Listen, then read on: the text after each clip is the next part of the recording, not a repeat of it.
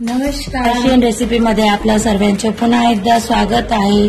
मी Maharashtrian recipe मध्ये तुमच्यासाठी नवनवीन आणि सोप्या पद्धतीच्या रेसिपी घेऊन येते। सोप्या पद्धतीची रेसिपी मध्ये आज तुम्हाला मी सोपीच रेसिपी दाखवणार आहे। तुम्हाला किचन चेंज दिसत असेल, मी माझ्या माहेरी आलेली आहे। मग मी इथं येऊन मला ही रेसिपी खूप आवडते म्हणून मी तुमच्या सोबत शेअर करावं म्हणून मी हा व्हिडिओ तयार करते। तुमच्या घरात कुठलीही भाजी नसेल किंवा तुम्हाला काही नवीन ट्राय करायचं असेल तर तुम्ही ही रेसिपी नक्की ट्राय करून बघता। अगदी कमी साहित्यात बनणारी ही रेसिपी आहे, झटपट तयार होते। तर चला तर मग बघूया याच्यासाठी लागणारे साहित्य। ही रेसिपी मी डाळांपासून बनवणार आहे, याला डाळवही म्हणतात। हे कुठेही तुम्हाला भेटेल। तर या डाळांसाठी तुम्हाला नसेल डाळवं तर तुम्ही जे फुटाणे येतात काळे त्याचे साल काढून तुम्ही वापरू शकता। इथं 1 वाटी मी डाळ्या घेतल्या, डाळवं घेतलंय, म्हणजे 2 कांदे चिरून घेतलेले आहेत, 8 ते 6 पाकळ्या मी लसूणच्या चिरून घेतल्या आणि कोथिंबीर। एवढंच साहित्य लागणार आहे आपल्याला आणि आपले मसाले, कोरडे मसाले।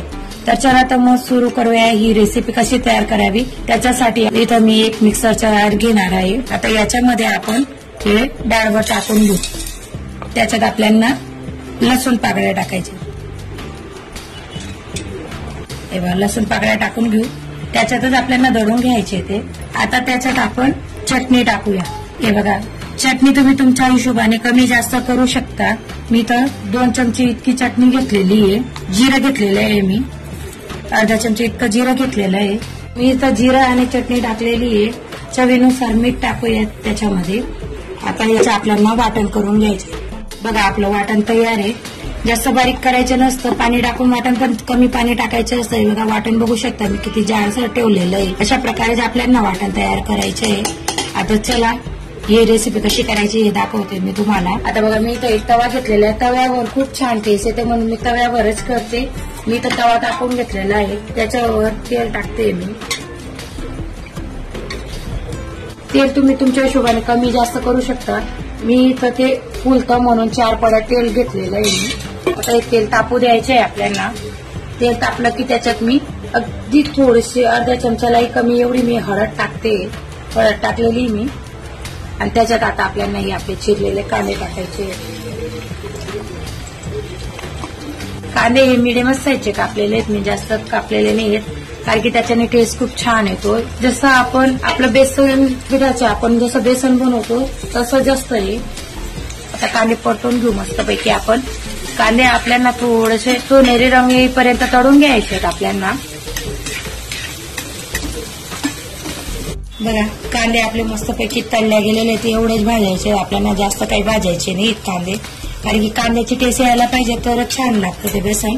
आता आपण आपले डाळीचे वाटण घालून घेऊ। आधी तयार केलेलं तर पूर्ण वाटण टाकून घेते मी, परतून घेऊ आपण। तव्यावर खूप छान टेस्ट येतो म्हणून याला तव्यावरच करायचं। कढईमध्ये करू शकता पण तव्यावरचे टेस्ट छान येतं।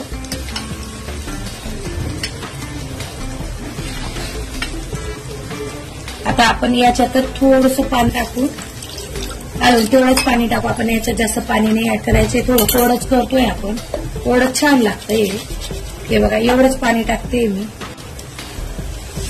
अर्धा कप इतकंच पाणी टाकलं मी। तर याला मस्तपैकी परतून घेऊ। बघा, अगदी झटपट होणारी रेसिपी आहे, सोप्या पद्धतीची रेसिपी आहे, गावाकडे खूप बनवता आहे। ज्याला भाज्या आवडत नाही काही किंवा नवीन काही खायचं आहे। आता याला मिक्स केल्यानंतर आपली कोथिंबीर आता जे ऍड करून देऊ आपण मस्तपैकी, परतून घेऊ आपण याला। पटकन परतून झाकून द्यायचे। हे बघा, असं कोरडच करते मी। आता याला 10 मिनिटं आपण असंच वाफवून घेऊ, मध्ये एक वेळ आपण परतून घेऊ त्याला। 10 मिनिटं झालेले आहेत। आता आपण आपलं बेसन चेक करूया।